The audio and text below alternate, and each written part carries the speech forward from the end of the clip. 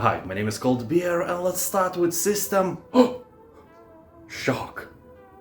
This is the full remake of the famous original System Shock from 1994, combining the old gameplay with all new HD visuals, updated controls, overhauled interface and all new sounds and music. It even has the original voice actor of Shodan, the psychotic AI who has taken control of the Citadel station and turned the crew into an army of cyborgs and mutants. She now plans to do the same to Earth, so you must explore and battle your way through the depths of a space station gone to hell, stop AI and avert humanity's destruction. The best thing for me, a man who never played the original System Shock of 1994, was a shocking experience, pun intended, when I realized that this is not a linear shooter. You can actually decide where to go first, what areas to explore, and you will also have to make a mental map of the space station in your head, because it is huge and it's easy to get lost.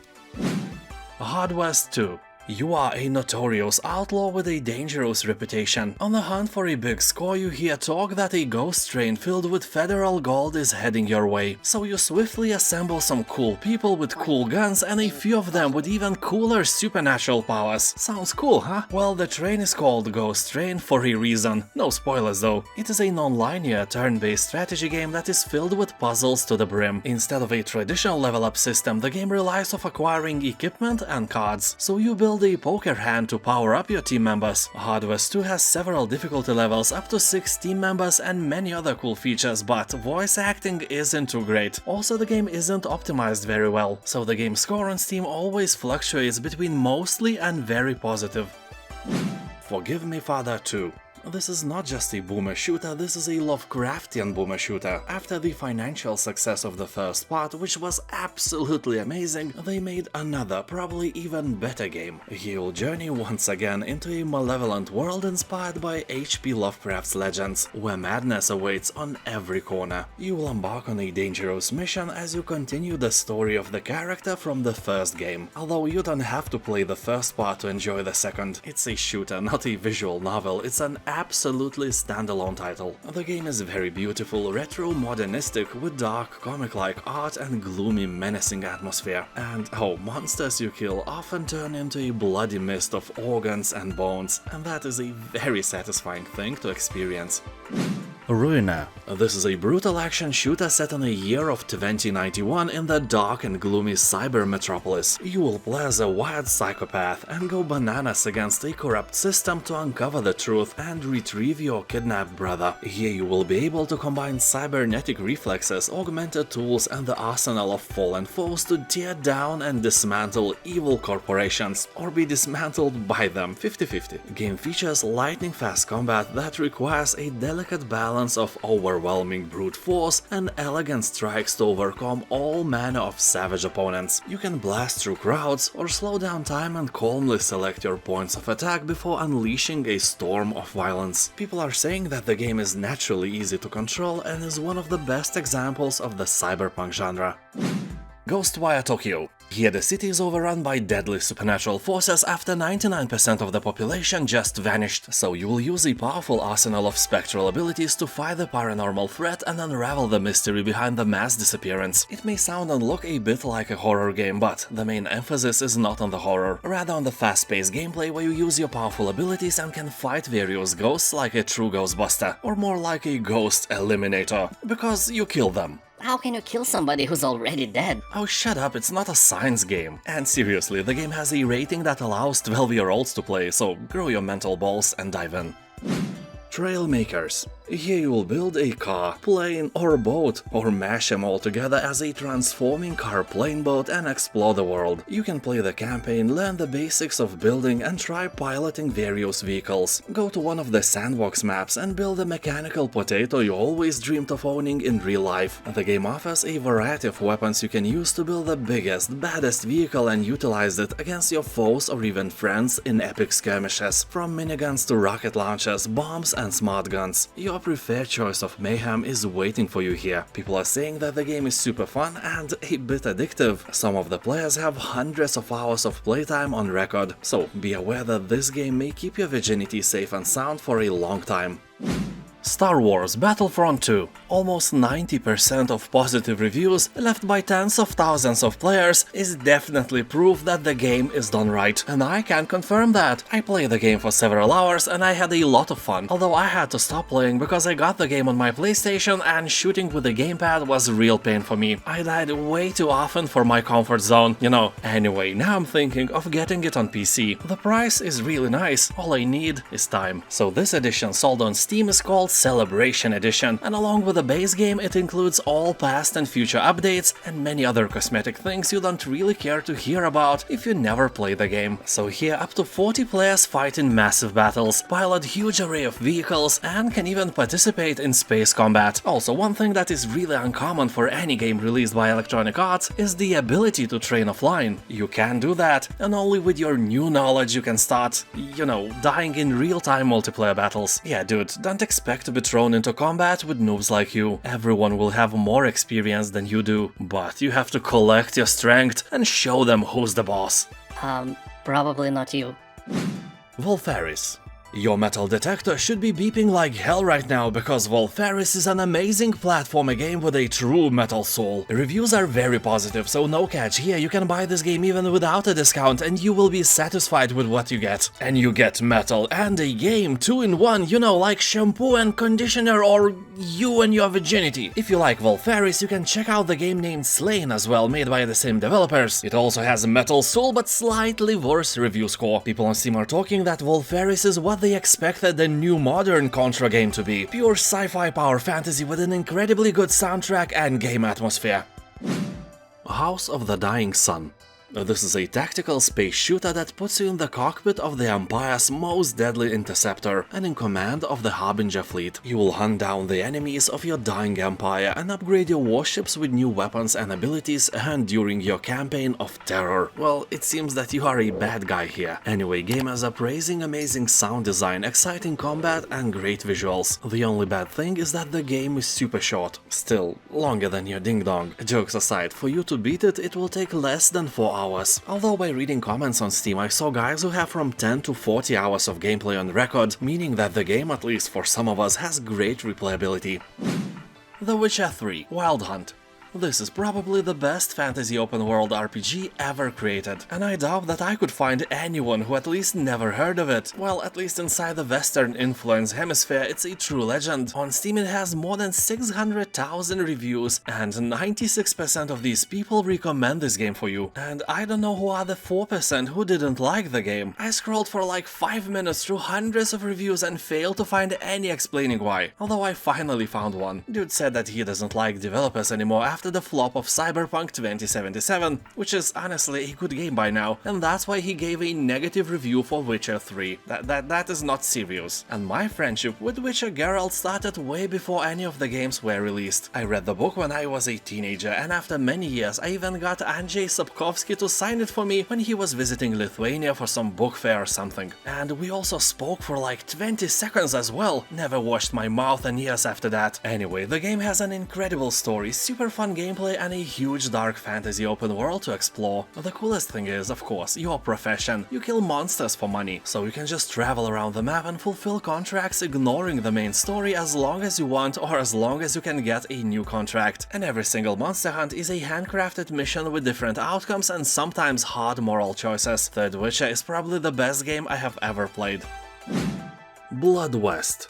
This is a surprisingly original first-person stealth shooter, a mix of Western and Lovecraftian horrors. You'll become the undead gunslinger, doomed to roam the barren lands until you find the means to purge the curse and free your soul. You'll be wandering through the canyons, creepy swamps and lonely mountains. Well, only the mountains will be lonely. You won't be. Sounds of different monsters will keep you company at all times. It will take you over 20 hours on average to casually complete all 3 scenarios. People on Steam are naming this game a hidden gem, a hardcore, brutal, unholy blood diamond to be exact, although many are dissatisfied with the third act. Not as good as those two before, they say.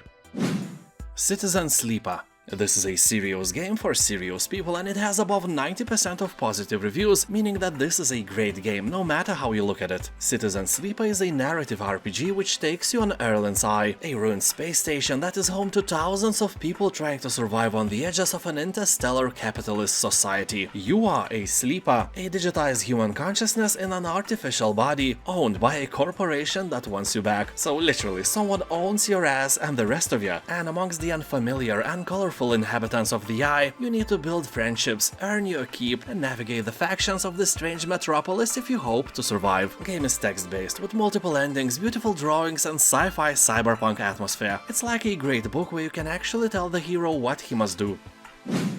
Achilles, Legends Untold. EA will take control of a man with a really weak heel but with very strong everything else. The journey will take you to many different corners of mythological lands, where you'll obtain powerful artifacts that will aid you in your quest. The game has a cool AI system that introduces innovative enemy behavior. Opponents have unscripted interactions with each other and are capable of coordinated attacks. Developers are also saying that sometimes your enemies are even taking advantage of their surroundings. Well, honestly, that should be mandatory in every modern game. If your adversary is ignoring surroundings, that is so old school. I think even pigs in Duke Nukem 3D could hide behind the walls, and the game was released in the past millennium. So Achilles Legends Untold is Souls-like, but not as hard as actual Souls games. Various Diablo-like action RPG lovers could play it as well. But of course, don't expect Diablo-like battles. Here every battle is important. Well, at least they are made this way. If you played, for example, Sands of Aura, you may realize what I have in mind. It is a mix of genres, but I think it's really worth your attention. Train Valley 2. A lot of people like trains, and a lot of people like boobs, but sadly this time it's a game about trains, not the other things, although equally fun and entertaining. No. Well, you're probably right. So, as you can probably guess, Train Valley 2 is a train tycoon puzzle game. EA will take your railroad company from the days of the Industrial Revolution and into the future, meeting the needs of the valley's cities and industries. Build the railroads, upgrade your locomotives, and keep everything on schedule without delays or accidents. Well, we all know that you probably want to avoid some derailments. Also, people on Steam are saying that the game is quite challenging at higher levels. Honestly, that is a perspective of your IQ. Be sure you have it. Cyberpunk 2077.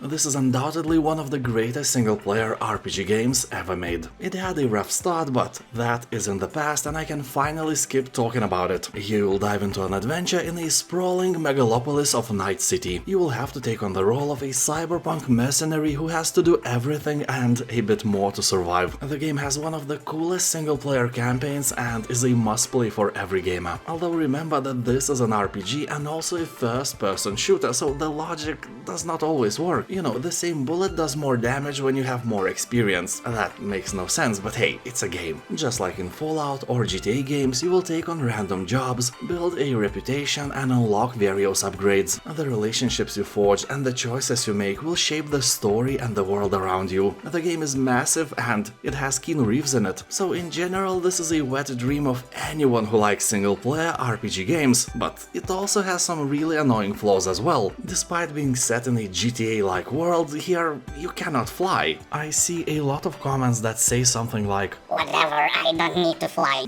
yeah, but I do. That is a real downgrade and annoys me very much. Anyway, the campaign is more than awesome, 11 cold beers out of 10. Tenderfoot Tactics. You either love this art style or you hate it. I don't think there is something in between. It's not legs, you know. So here you will explore the land in real time by just running around, and you will be fighting your enemies in traditional turn-based combat. As a powerful wizard, you will manipulate the elements to turn the battlefield to your advantage. But beware the consequences, as nature is complex and unforgiving. Open chasms, raise mountains, boil lakes, drain rivers, and start fires you later regret. The world here is open and vast. You will unearth ancient ruins, discover strange artifacts and meet new friends, imaginary, like in real life. Also explore the reaches of the archipelago by boat, or take to the skies as a bird to survey the landscape and plan the best route forward. The game has amazing vibes, awesome soundtrack, and each class is so unique that not one other is too similar in any way. This is a true work of art and maybe the game you were looking for. Observer. System Redux. This is a cyberpunk horror game where you will discover a dark world beset by plagues and war. You will take on the role of the new frontline of neural police as you hack into the jagged minds of the insane. So as you hack into the unstable minds of criminals and victims to look for clues, you will relive their darkest fears, forcing you to question your own reality and your own sanity. You know, maybe you are the one who's actually insane. All in all, this is a dark, psychological horror detective game, so be sure you have the mental balls to play it. The game is not for everyone, but if you like creepy sci-fi stories, it's definitely your spoon of potato salad. People on Steam are saying that the game is kinda scary, but really nicely welded together and is an absolutely unique experience. The Medium. Concept is simple. Here you exist in the physical world and in the spirit plane, and you have to interact in both of those. You will have to use your psychic abilities to solve puzzles spanning both worlds, uncover deeply disturbing secrets, and survive encounters with a monster born from an unspeakable tragedy. Sounds grim and a bit scary. Also, the whole concept reminds me of a Silent Hill, although in there you weren't in control of world switching. In a matter of fact, no sane person would ever go to that other world of Silent Hill by choice, so the Medium's concept is more like Shadow's Awakening, but in different genre. The world of the game has been invented and designed under the inspiration of Zdzislaw Beksinski's paintings, as almost every horror game these days. So Beksinski was a polished dystopian surrealist with a sad life story. He obviously wasn't a fan of airy-fairy unicorn rainbows, but rather he saw a grim mirror of our reality and reflected his imagination on his disturbing but very cool paintings. Blair Witch. I never played the game myself because I expected it to be very scary, so I watched the entire playthrough on YouTube. I really love watching horror games being played by people with way bigger balls than I have. So what can I say, Blair Witch is not a very scary game. It is dark and psychologically challenging, but the level of horror isn't very high. I could probably play it without much struggle. The game itself is quite linear, so don't expect much action. All you'll do here is hold the W key, sometimes relaxed and sometimes you will press way harder, depending on the situation of course. So basically it is a walking simulator with menacing and beautiful visuals. Anyway, the story starts in 1996. A young boy disappears in the forest, and you, a former police officer with a troubled past, join the search. What starts as an ordinary investigation soon turns into an endless nightmare as you confront your fears and the Blair Witch herself, a mysterious force that haunts the woods. Creepy but very fun. Noire.